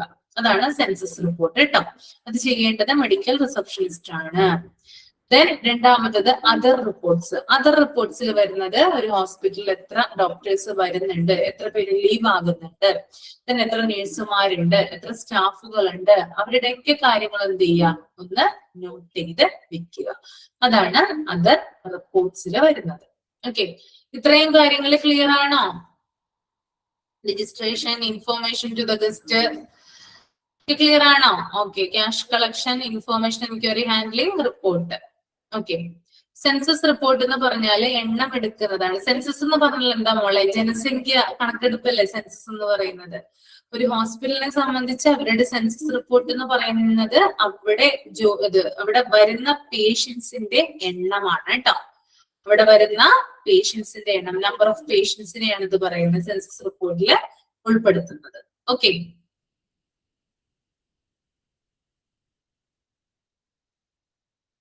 then another one, do you know why customer leave? എന്തുകൊണ്ടാണ് കസ്റ്റമർ ലീവ് ആകുന്നത്, അല്ലെങ്കിൽ കസ്റ്റമർ എന്തുകൊണ്ടാണ് പോകുന്നത് നമുക്ക് നോക്കാം. ഓക്കെ, ഹോസ്പിറ്റലിനെ സംബന്ധിച്ചുള്ള കാര്യമാണ് ഈ പറയുന്നത്. First one is 1% time. 1% ആളുകള് ഡെത്ത് ആയിട്ടാണ് ഹോസ്പിറ്റലിലേക്ക് പോകുന്നത്. അപ്പൊ അങ്ങനെ എന്ത് ചെയ്യുന്നുണ്ട്, കസ്റ്റമർ ലീവ് ആകുന്നുണ്ടാവും. ഓക്കെ, ട്രീറ്റ്മെന്റിൽ ഇരിക്കുന്ന പേഷ്യൻസ് ആയിരിക്കാം, ചിലപ്പോ അവര് മരിച്ചിട്ടാകാം അവരെ കൊണ്ടുപോകുന്നത്. ഓക്കെ, ദെൻ രണ്ടാമത്തെ പോയിന്റ് 3% മൂവ് അവേ. 3% ആളുകള് അകന്നു പോകും. പല കാരണങ്ങൾ കൊണ്ട് എന്ത് ചെയ്യുന്നുണ്ട്, അകന്ന് പോകുന്നുണ്ട്. ഓക്കെ, അതിന് പല പല റീസൺസ് ഉണ്ടാവും കേട്ടോ. 3% പേര് മൂവ് അവേ ആണ് കേട്ടോ, away. Okay, then third point, 5% develop other relationship. 5% ആളുകൾ എന്ത് ചെയ്യുന്നുണ്ട്, മറ്റു റിലേഷൻഷിപ്പില് എന്താ പറയാ, അവരുമായിട്ട് കണക്റ്റഡ് ആവുന്നുണ്ട്. അതിപ്പോ ഒരു എക്സാമ്പിൾ പറയുകയാണെങ്കിൽ, നമ്മളിപ്പോ സ്ഥിരമായിട്ട് പോയിക്കൊണ്ടിരിക്കുന്ന ഒരു ഹോസ്പിറ്റലാണെന്ന് വിചാരിക്കുക. ഓക്കെ, നമ്മൾ അവിടുത്തെ ട്രീറ്റ്മെന്റിലാണ്. നമുക്ക് ഏകദേശം എന്താണ് അവിടുത്തെ ട്രീറ്റ്മെന്റ് ഓക്കെയാണ്, കുഴപ്പമൊന്നുമില്ല. പക്ഷെ പെട്ടെന്ന് ഒരു ദിവസം നമ്മുടെ ഫ്രണ്ടിന്റെ ഹസ്ബൻഡ് തൊട്ടടുത്തുള്ള നമ്മൾ ട്രീറ്റ്മെന്റ് ചെയ്യുന്ന ഒരു ഹോസ്പിറ്റലിന്റെ അടുത്തായിട്ട് ഡോക്ടറായിട്ട് വരികയാണെന്ന് വിചാരിക്കാം. നമ്മൾ എന്ത് ചെയ്യും? ആ ഹോസ്പിറ്റലിലോട്ട് പോകാനല്ലേ നോക്കുള്ളൂ. കാരണം എന്താ, നമുക്ക് കൂടുതൽ കെയറിങ് അവിടെ കിട്ടും, അല്ലെങ്കിൽ എന്താ പറയാ ഫീസ് ഞങ്ങളുടെ വല്ല ഡിസ്കൗണ്ടും കാര്യങ്ങളൊക്കെ തരും. അപ്പൊ നമ്മൾ എന്ത് ചെയ്യും? അങ്ങോട്ട് പോകും. അതാണ് ഇവിടെ പറയുന്നത് കേട്ടോ. മറ്റ് റിലേഷൻഷിപ്പിലായിട്ട് എന്ത് ചെയ്യുന്നുണ്ട്? 5% എന്ത് ചെയ്യുന്നുണ്ട്? ഹോസ്പിറ്റലിൽ അല്ലെങ്കിൽ ഹോസ്പിറ്റലിൽ നിന്ന് എന്ത് ചെയ്യുന്നുണ്ട്?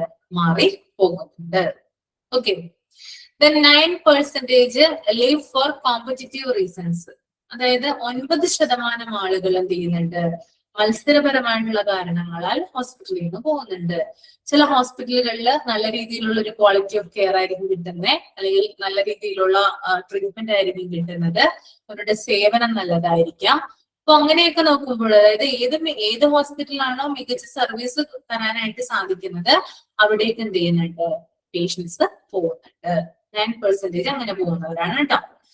Then 14% are dissatisfied with the product or service. 14% ആളുകള് ഒന്നില്ലെങ്കിൽ എന്താ പറയാ പ്രൊഡക്റ്റിലുള്ള ഡിസാറ്റിസ്ഫാക്ഷൻ മൂലം, അല്ലെങ്കിൽ സർവീസിലുള്ള ഡിസാറ്റിസ്ഫാക്ഷൻ മൂലം, അതൃപ്തി, അതാണ് കേട്ടോ. അതായത് സാറ്റിസ്ഫാക്ഷൻ ഇല്ലായ്മ, അതൃപ്തി മൂലം എന്ത് ചെയ്യുന്നുണ്ട്? പോകുന്നുണ്ട്. ഒന്നില്ലെങ്കിൽ സാധനമാകാം. ഇപ്പൊ ഷോപ്പിൽ നിന്നാണ് ഒരു സാധനം നമ്മൾ, അതായത് സാധനം എന്ന് പറയുമ്പോൾ പ്രൊഡക്റ്റ് എന്ന് പറയുമ്പോൾ ഇത് ഷോപ്പിൽ നിന്നാണ് മേടിക്കുന്നത് അല്ലെ. അപ്പോ ആ ഒരു പ്രൊഡക്റ്റില് നമുക്കിപ്പോ ഒരു പ്രൊഡക്റ്റ് വാങ്ങി നമുക്ക് ഇഷ്ടപ്പെട്ടില്ലെങ്കിൽ നമ്മൾ വീണ്ടും എന്ത് ചെയ്യില്ല? അത് വാങ്ങില്ല അല്ലെ. അതുപോലെ തന്നെയാണ് ഹോസ്പിറ്റലിൽ നടക്കുന്ന സർവീസിന്റെ കാര്യത്തിൽ. ഒരു സർവീസ് നമ്മൾ സ്വീകരിച്ചു കഴിഞ്ഞാല് നമുക്കതിൽ സാറ്റിസ്ഫാക്ഷൻ തോന്നിയില്ലെങ്കിൽ വീണ്ടും നമ്മൾ എന്ത് ചെയ്യില്ല? അങ്ങോട്ട് പോകില്ല. Okay, the last one is 68% leave because of rude or discourteous services. 68% ആളുകളും പോകുന്നത് എന്ത് കാരണം കൊണ്ടാ? മാന്യമല്ലാത്ത സേവനം കാരണം. അതായത് ഫ്രണ്ട് ഓഫീസിൽ നിൽക്കുന്ന സ്റ്റാഫുകളുടെ പെരുമാറ്റം കാരണമാണ് 68% ആളുകളും ഹോസ്പിറ്റലിൽ നിന്ന് ലീവ് ആകുന്നത്. നമ്മൾ ഈ ഒരു കാര്യം, അതായത് ഇത്രയും റീസൺ നമ്മൾ എന്തുകൊണ്ടാണ് പഠിക്കുന്നത്? അതായത് 68% കണക്ക് പറയാൻ വേണ്ടിയിട്ടാണ് എന്ത് ചെയ്യുന്നത്? ഇത്രയും കാര്യങ്ങൾ പറഞ്ഞ കേട്ടോ. ഏറ്റവും കൂടുതൽ ആളുകൾ 68% ഓഫ് പീപ്പിൾ അല്ലെങ്കിൽ പേഷ്യൻസ് ലീവ് ആകാൻ കാരണം ഡിസ്കോർട്ടിയസ് സർവീസ് കൊണ്ടാണ്. അത് അറിഞ്ഞിരിക്കുക. ഓക്കെ, ക്ലിയർ ആണോ? ആ ഒരു പെർസെന്റേജ് അറിഞ്ഞിരിക്കുക കേട്ടോ. പ്രധാനമായിട്ടും അറിഞ്ഞിരിക്കേണ്ട പെർസെന്റേജ് എന്ന് പറയുന്നത് 68% ആണ് കേട്ടോ. ഇത് ഇമ്പോർട്ടന്റ് ആണ്, ഒന്ന് അണ്ടർലൈൻ ചെയ്ത് വെക്കുക.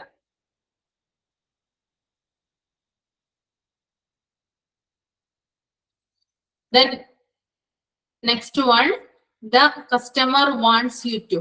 കസ്റ്റമർ നിങ്ങളിൽ നിന്ന് എന്തൊക്കെയാണ് പ്രതീക്ഷിക്കുന്നത്? ഫസ്റ്റ് തന്നെ പറയാനുള്ളത് ഗ്രീറ്റ് ആണ്. മീൻസ് വന്ദിക്കുക, നമസ്കാരം പറയാ. ഒരു പേഷ്യന്റ് അല്ലെങ്കിൽ ഒരു വിസിറ്റർ നമ്മുടെ അടുത്ത് വരുമ്പോൾ ഫ്രണ്ട് ഓഫീസിൽ നിൽക്കുന്ന വ്യക്തിയാണെങ്കിൽ എന്ത് ചെയ്യുക? അയാളൊന്ന് തൊഴുക അല്ലെ, അല്ലെങ്കിൽ അയാളൊന്ന് ഗ്രീറ്റ് ചെയ്യുക, വെൽക്കം ചെയ്യുക, അല്ലെങ്കിൽ വന്ദിക്കുക എന്നാണ് പറയുന്നത് കേട്ടോ. ഇത് കസ്റ്റമർ നിങ്ങളിൽ നിന്ന് ആഗ്രഹിക്കുന്ന ഒന്നാണ്. രണ്ടാമത്തേത് വാല്യൂ. കസ്റ്റമറിന് എന്ത് ചെയ്യാം? റെസ്പെക്ട് കൊടുക്കുക. ഓക്കെ, അതും എന്താണ്? കസ്റ്റമർ ആഗ്രഹിക്കുന്ന ഒന്നാണ്. പണക്കാരനെന്നോ അല്ലെങ്കിൽ പാവപ്പെട്ടവനെന്നോ വ്യത്യാസമില്ലാതെ ഒരേപോലെ എന്ത് ചെയ്യുക? കൺസിഡർ ചെയ്യാനായിട്ട് ശ്രമിക്കുക കേട്ടോ. വാല്യൂ ചെയ്യുക കസ്റ്റമറെ. ദെൻ മൂന്നാമത്തേത് ഹെൽപ്പാണ്. എന്തെങ്കിലും ആവശ്യങ്ങൾ ഉണ്ടെങ്കിൽ, നീഡ്സ് കസ്റ്റമറിനുണ്ടെങ്കിൽ അതിനു വേണ്ടിയിട്ട് അവരെ സഹായിക്കുക. അവരെന്ത് കാര്യമാണോ ചോദിക്കുന്നത് അതിനെ അവരെ ഹെൽപ്പ് ചെയ്യുക. ദെൻ ലിസൺ, കേൾക്കുക. കസ്റ്റമർക്ക് പറയാനുള്ള മുഴുവൻ കാര്യങ്ങളും എന്ത് ചെയ്യുക? കേൾക്കാനായിട്ട് ശ്രമിക്കുക. Then invite back. Invite back എന്ന് പറഞ്ഞാല് ഹോസ്പിറ്റലിനെ സംബന്ധിച്ച് എന്താ പറയാ, ആർക്കും ഇഷ്ടമല്ലാത്ത കാര്യമാണ് അല്ലെ. അതായത് തിരികെ എന്താണ്, വീണ്ടും വീണ്ടും നമ്മൾ ഹോസ്പിറ്റലിൽ പോകാനായിട്ട് ആഗ്രഹിക്കില്ല. ഒരു ഷോപ്പിൽ പോകുന്ന പോലെ ഒരിക്കലും നമ്മൾ ഒരു ഹോസ്പിറ്റലിൽ പോകാനായിട്ട് ആഗ്രഹിക്കില്ല. എന്നിരുന്നാൽ കൂടിയും മെഡിക്കൽ റിസപ്ഷനിസ്റ്റിന്റെ ഒരു റെസ്പോൺസിബിലിറ്റി ആണ് വരുന്ന കസ്റ്റമറിനോട് എന്ത് ചെയ്യുക? അവരെ ഇൻവൈറ്റ് ബാക്ക് ചെയ്യുക, തിരികെ ക്ഷണിക്കുക അല്ലെ.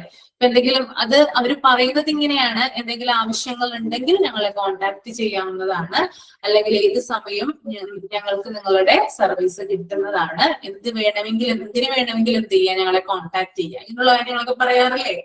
ഇതൊക്കെ എന്തില് വരുന്നതാ? ഇൻവൈറ്റ് ബാക്കില് വരുന്നതാണ് കേട്ടോ. അപ്പൊ എന്തൊക്കെ കാര്യങ്ങളാണ് ഒരു കസ്റ്റമർ ആഗ്രഹിക്കുന്നത്? Greet, value, help, listen, invite back. Okay, കുറച്ചൊരു നോട്ട് ഉണ്ട് കേട്ടോ. ഒരു കോട്ടസ് നിങ്ങൾ അന്ന് നോട്ട് എഴുതി ഫിനിഷ് ചെയ്തില്ലേ, അതിന്റെ കൂട്ടത്തിൽ തന്നെ എഴുതാനുള്ളതാണ്. ബുക്കും പെനൊക്കെ കയ്യിലില്ലേ? കയ്യിലുണ്ടോ? യെസ്. ഓക്കെ, ഒരു ഹെഡിങ് കൊടുക്കാം. കോട്ടസി. കോട്ടസി എന്താ? കോട്ടസി എന്താ? മലയാളം മീനിങ് എന്താ കോട്ടസിയുടെ? കോട്ടസി മലയാളം മീനിങ് എന്താ? എന്താ? വിനയം.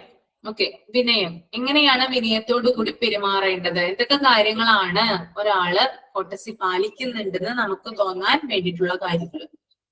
ഓക്കെ, ഫസ്റ്റ് പോയിന്റ് എഴുതുക. Attention to every person. കോട്ടസിന്ന് ഹെഡിങ് കൊടുത്തിട്ടാണ് എഴുതണ്ടേ. Attention to every person.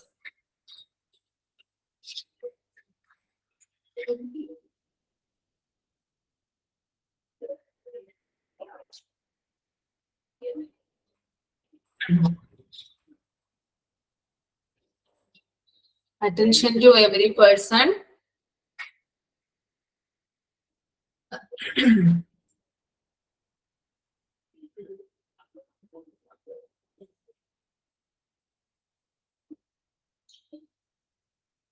രണ്ടാമത്തെ പോയിന്റ് എഴുതുക. Important guest and clients. Important guest and clients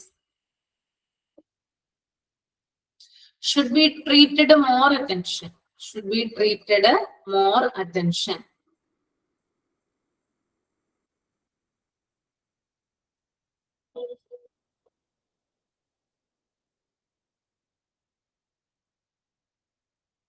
Important guest and client should be treated more attention.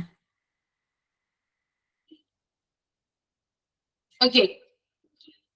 Then മൂന്നാമത്തെ point, welcome everyone with a smile. Welcome everyone with a smile.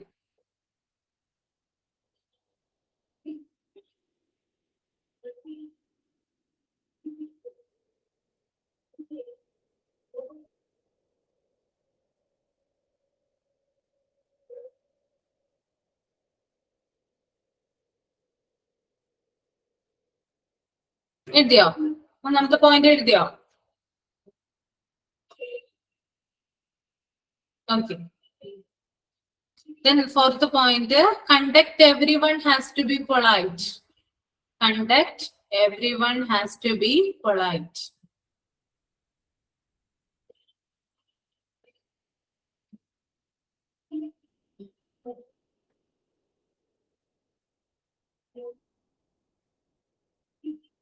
Conduct everyone has to be polite.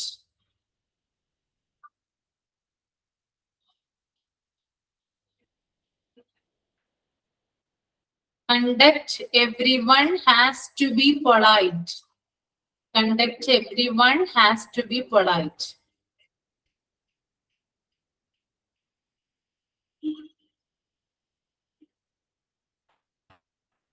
The next point, not treated like a nuisance.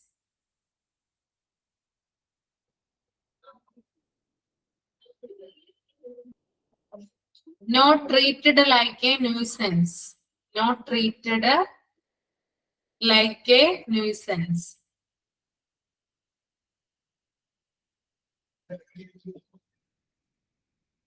Not treated like a nuisance.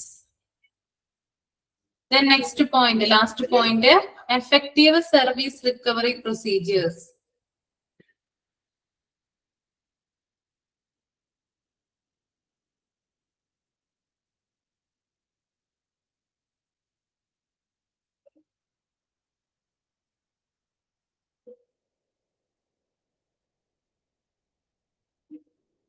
Effective service recovery procedures. Effective service recovery procedures.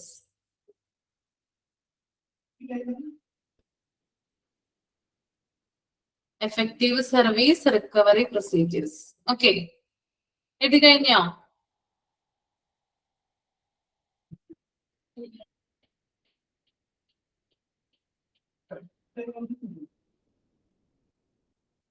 Okay.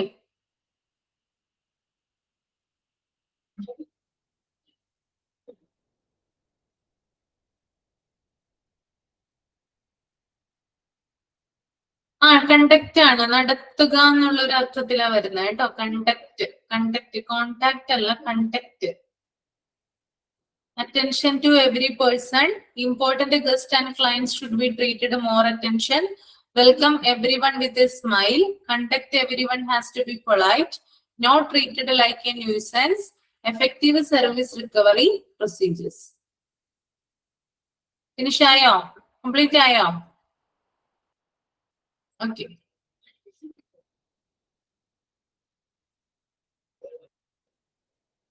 നമുക്ക് അടുത്തത് നോക്കാം. Areas coming under front office outpatient area. First one വരുന്നത് main reception ആണ്. അതായത് front ഓഫീസിന്റെ അണ്ടറിൽ വരുന്ന ഏരിയകൾ എന്തൊക്കെയാണ്? ഒന്ന് മെയിൻ റിസപ്ഷൻ. ഓക്കെ. രണ്ടാമത്തത് കൺസൾട്ടേഷൻ റൂം. മൂന്നാമത്തത് ഡയഗ്നോസ്റ്റിക് എന്ന് പറയുന്നത് ECG റൂം വരാം, എക്കോ റൂം വരാം, MRI വരാം, CT സ്കാൻ വരാം, സാമ്പിൾ കളക്ഷനിൽ വരുന്നത് ബ്ലഡ് ടെസ്റ്റ് ചെയ്യാനുള്ള ഏരിയ വരാം. ഇതൊക്കെ എന്തിന്റെ അണ്ടറിലാണ് വരുന്നത്? ഫ്രണ്ട് ഓഫീസിന്റെ അണ്ടറിലാണ് വരുന്നത് കേട്ടോ. Okay. Main reception, consultation room, then diagnostic, ECG, echo, MRI, CT scan and sample collection. Okay. ആ ഏരിയ ഒന്ന് ജസ്റ്റ് ഒന്ന് വായിച്ചു നോക്കിയാൽ മതി കേട്ടോ. Then understand the challenges faced by front desk staff. അതായത് ഒരു ഫ്രണ്ട് ഓഫീസിൽ നിൽക്കുന്ന സ്റ്റാഫിനെ സംബന്ധിച്ച് അവര് നേരിടുന്ന പ്രധാനപ്പെട്ട വെല്ലുവിളി, അവർ ഫേസ് ചെയ്യുന്ന പ്രധാനപ്പെട്ട വെല്ലുവിളി എന്തൊക്കെയാണ് നമ്മൾ മനസ്സിലാക്കേണ്ടതുണ്ട്. ഓക്കെ. ഇത് ആദ്യം വരുന്നത് എന്താണ്? Managing patient emotions. പേഷ്യന്റിന്റെ ഇമോഷൻസിന് എന്ത് ചെയ്യാം? മാനേജ് ചെയ്യണം. ഓക്കെ. പേഷ്യന്റ് ഇമോഷൻസ് എന്ന് പറയുന്നത് പലതരത്തിലുള്ള ഇമോഷൻസുമായിട്ടാണ് പേഷ്യൻസ് ഹോസ്പിറ്റലിലേക്ക് വരിക, അല്ലെ? ചില പേഷ്യൻസ് നിലവിളിച്ചുകൊണ്ടായിരിക്കാം വരിക, ചില പേഷ്യൻസ് വളരെ ദേഷ്യപ്പെട്ടുകൊണ്ടായിരിക്കാം വരിക, ചില പേഷ്യൻസ് ആണെങ്കിൽ സൈലന്റ് ആയിട്ടുണ്ടായിരിക്കാം വരിക. ഓക്കെ. അപ്പൊ ഈ 3 പേഷ്യൻസിനും 3 തരത്തിലുള്ള ഇമോഷൻസ് ആണല്ലോ ഉള്ളത്. ഇവരെ അറ്റ് എ ടൈം എന്ത് ചെയ്യണം? കൈകാര്യം ചെയ്യാനായിട്ട് അറിഞ്ഞിരിക്കേണ്ടതുണ്ട്. ഓക്കെ. അതെന്ന് പറയുന്നത് ഒരു നിസ്സാര കാര്യമല്ല. അങ്ങനെ കൈകാര്യം ചെയ്യുന്നത് വളരെ ചാലഞ്ചിങ് ആയിട്ടുള്ള ഒരു ടാസ്ക് ആണത്. അപ്പോ അതാണ് ഇവിടെ പറയുന്നത് കേട്ടോ. ഇനി കുറച്ചും കൂടി ക്ലിയർ ആയിട്ട് പറയാന്നുണ്ടെങ്കിൽ ഇവിടെ ചിത്തിര ചിത്തു ഉണ്ട്. ചിത്തിര ചിത്തു ചിലപ്പോൾ ഞാനാണ് മെഡിക്കൽ റിസപ്ഷനിസ്റ്റ് എന്ന് വിചാരിക്കാം. ചിത്തിര വരുന്നത് ഭയങ്കരമായിട്ട് നിലവിളിച്ചുകൊണ്ടായിരിക്കാം എന്റെ അടുത്ത് വരിക. ഇനി അമൃത വരുന്നത് ഭയങ്കരമായിട്ട് ദേഷ്യപ്പെട്ടുകൊണ്ടായിരിക്കാം.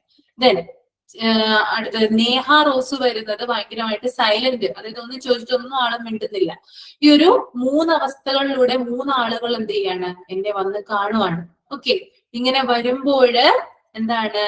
ആ ഒരു സമയം, അതായത് ഒരു സമയം എപ്പോഴാണ് ഇവര് 3 പേരും ഒരുമിച്ച് വരുന്ന ആ ഒരു സമയത്ത് ഈ 3 പേരുടെയും ഇമോഷൻസ് മാനേജ് ചെയ്യാനായിട്ട് എനിക്ക് കഴിവുണ്ടായിരിക്കണം.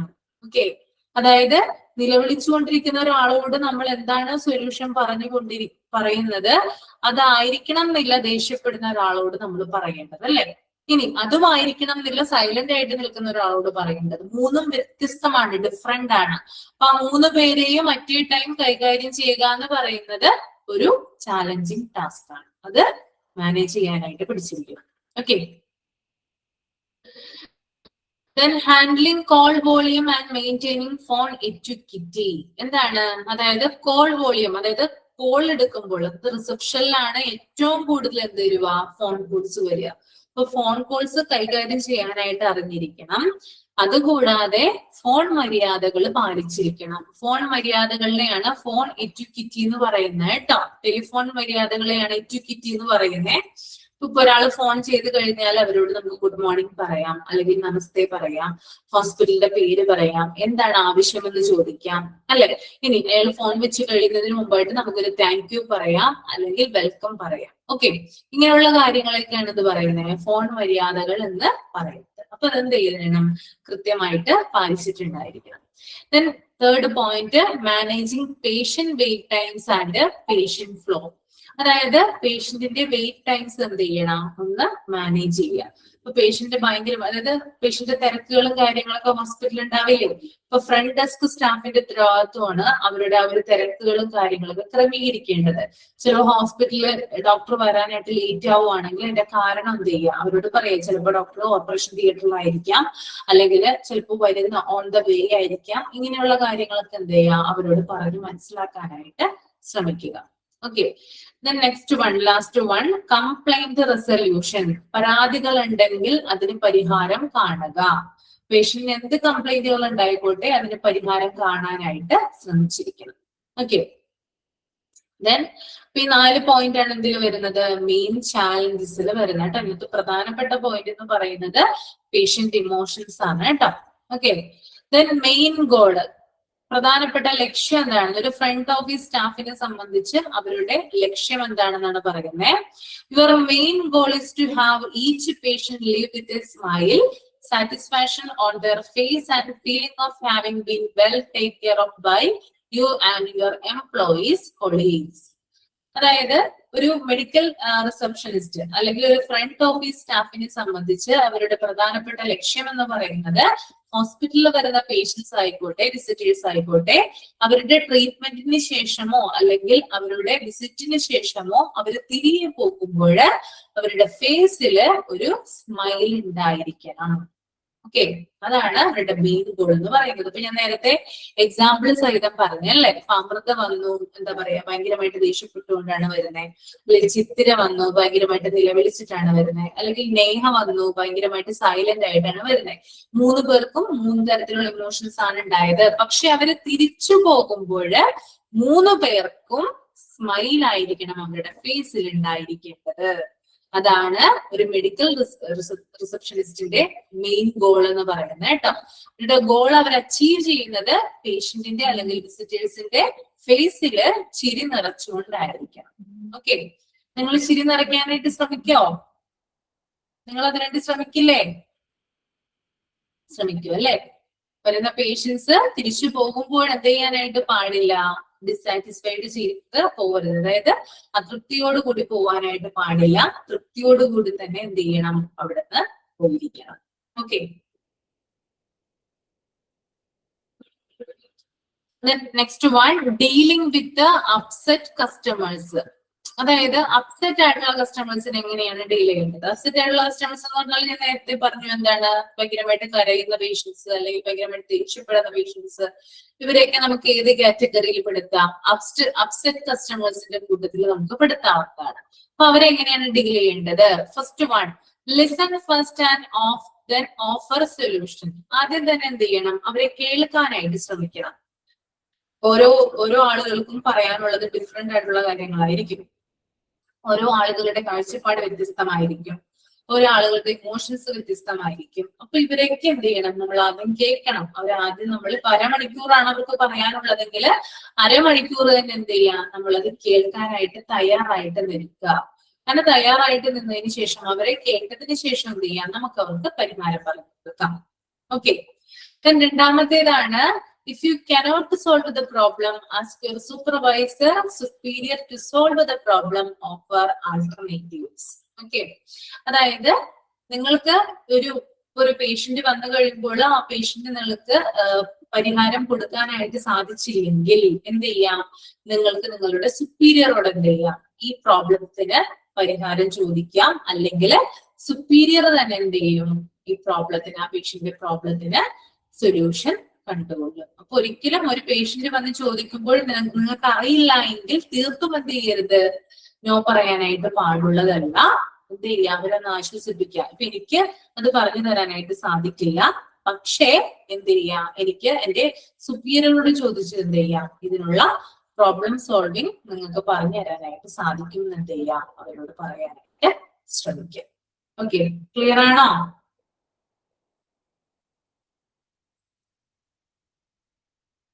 ഓക്കെ, നമ്മൾ ജോലി ചെയ്യുമ്പോൾ പിന്നെ പ്രത്യേകം ശ്രദ്ധിക്കേണ്ട ഒരു കാര്യം, വളരെ സിൻസിയർ ആയിട്ട് എന്ത് ചെയ്യുക, ജോലി ചെയ്യുക. ഒരു ജോലി കിട്ടിക്കഴിഞ്ഞാല് ആ ജോലി, അത് എന്ത് ജോലി ആയിക്കോട്ടെ, വളരെ സിൻസിയർ ആയിട്ട് തന്നെ ചെയ്യാനായിട്ട് ശ്രമിക്കുക. സ്മാർട്ട് വർക്ക് നല്ലതാണ്. സ്മാർട്ട് വർക്കിലൂടെ നമുക്ക് ആളുകളെ പെട്ടെന്ന്, അതായത് മൾട്ടി ടാസ്കിങ് ആയിട്ടുള്ള ആളുകളൊക്കെ സ്മാർട്ട് വർക്ക് ചെയ്യുന്ന ആളുകളാണ്. മൾട്ടി ടാസ്കിങ് കേട്ടോ. അപ്പൊ സ്മാർട്ട് വർക്ക് ചെയ്യുന്നതിലൂടെ പെട്ടെന്ന് കൊളീഗ്സിന്റെയും അതുപോലെ തന്നെ സൂപ്പർവൈസറുടെ ഒക്കെ എന്താ പറയാ അപ്രീസിയേഷൻ നിങ്ങൾക്ക് ലഭിക്കുന്നതായിരിക്കും. അതുകൂടാതെ ഹാർഡ് വർക്ക് ചെയ്യുന്ന ആളുകളുണ്ട്, സ്മാർട്ട് വർക്ക് ഇല്ലാത്ത ചില ആളുകളുണ്ട്, അവർ ഹാർഡ് വർക്കാ ചെയ്യുക. അവർക്ക് പെട്ടെന്നൊന്നും അപ്രീസിയേഷൻ കിട്ടിയില്ലെങ്കിലും കുറച്ച് നാൾ കഴിയുമ്പോൾ സുപ്പീരിയേഴ്സ് എന്ത് ചെയ്യും, അവരെയും അപ്രീഷിയേറ്റ് ചെയ്യുന്നതായിരിക്കും. രണ്ട് കൂട്ടർക്കും എന്തുണ്ട്, രണ്ട് സ്മാർട്ട് വർക്ക് ആണെങ്കിലും ഹാർഡ് വർക്ക് ആണെങ്കിലും രണ്ട് കൂട്ടർക്കും അതിൻ്റെതായിട്ടുള്ള ബെനിഫിറ്റുകൾ ഉണ്ട്. രണ്ടിനും വേണ്ടത് ആവശ്യം സിൻസിയറിറ്റിയാണ്, അതായത് ആത്മാർത്ഥമായിട്ട് ജോലി എടുക്കുക. അതാണ് ആദ്യത്തെ ഒരു കാര്യം എന്ന് പറയുന്നത് കേട്ടോ. എന്ത് ജോലി, ഇപ്പൊ ഒരു ഹോസ്പിറ്റലില് പല ജോലികളുണ്ട്. ആ ജോലി നിങ്ങൾ എന്ത് ചെയ്യുക, നിങ്ങളെ കൊണ്ട് കഴിയുന്ന രീതിയിൽ ആത്മാർത്ഥമായിട്ട് തന്നെ ചെയ്യാനായിട്ട് ശ്രമിക്കുക. ഓക്കെ, അതായത് നമുക്ക് കൂടുതലും ഇങ്ങനെ കുറച്ച് നാളേക്ക് ഇങ്ങനെ എക്സ്പീരിയൻസ്ഡ് ഒക്കെ ആയിട്ട് വരുമ്പോൾ സുപ്പീരിയർ ആയിട്ട് ആളുകൾ നമ്മളെ ശ്രദ്ധിക്കുകയും നമുക്ക് പ്രമോഷൻ സാധ്യതകളൊക്കെ തരികയും ചെയ്യും കേട്ടോ. ഇപ്പൊ നമുക്കൊന്ന് അവിടുന്ന് പോണം, ഇപ്പൊ ഒരു ഹോസ്പിറ്റലിൽ നമുക്ക് ലീവായി പോകണം എന്ന് വിചാരിച്ചാൽ കൂടി എന്ത് ചെയ്യില്ല, അത് നമ്മൾ വിടില്ല. ഓക്കെ, അങ്ങനെയുള്ള ഒരു പ്രത്യേകതകളും കൂടി ഉണ്ട്. കാരണം അത്രയും നല്ല രീതിയിൽ നമ്മൾ ജോലി ചെയ്താലാണ് നമുക്ക് എന്ത് കിട്ടുക, അപ്രീസിയേഷനും കാര്യങ്ങളും, അല്ലെങ്കിൽ നമ്മളിൽ തന്നെ എന്ത് ചെയ്യാം, ഒരു സാറ്റിസ്ഫാക്ഷൻ കിട്ടുക കേട്ടോ ആ ജോലിയിൽ. അപ്പൊ ഒന്ന് ശ്രദ്ധിക്കാം. ഓക്കെ, അപ്പൊ ഇത്രയുമാണ് ഞാൻ ഇന്നിവിടെ എടുക്കുന്നത് കേട്ടോ. ഇനി എന്തെങ്കിലും ഡൗട്ട് ഉണ്ടെങ്കിൽ ചോദിക്കാൻ. ഞാൻ മൈക്ക് ഓൺ ചെയ്യുവാണേ.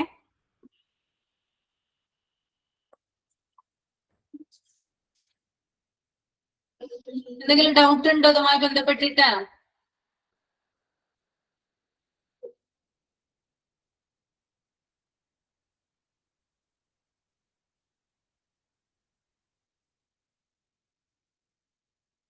ഒരു ഡൗട്ടും ഇല്ല, എല്ലാം മനസ്സിലായി, പക്ക ക്ലിയർ, എല്ലാം ക്ലിയർ ആയി, ഒരു ഡൗട്ടും ഇല്ല അല്ലെ? ഓക്കെ,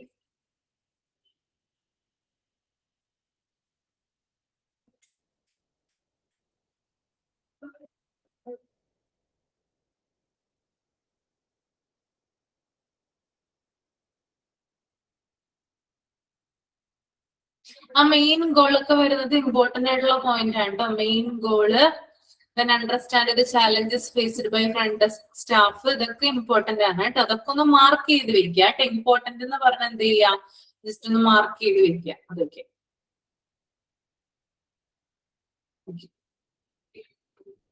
പിന്നെ ഞാൻ പറഞ്ഞു 68% അത് വരുന്ന ഒരു കാര്യം പറഞ്ഞിട്ടുണ്ടായിരുന്നു, അതും ഇമ്പോർട്ടന്റ് ആണ്.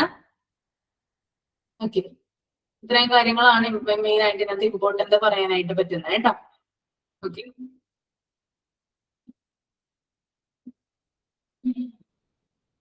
ഓക്കെ, അപ്പൊ നമുക്ക് വൈൻഡപ്പ് ചെയ്യാം അല്ലെ? നെക്സ്റ്റ് ക്ലാസ്സിൽ കാണാം കേട്ടോ.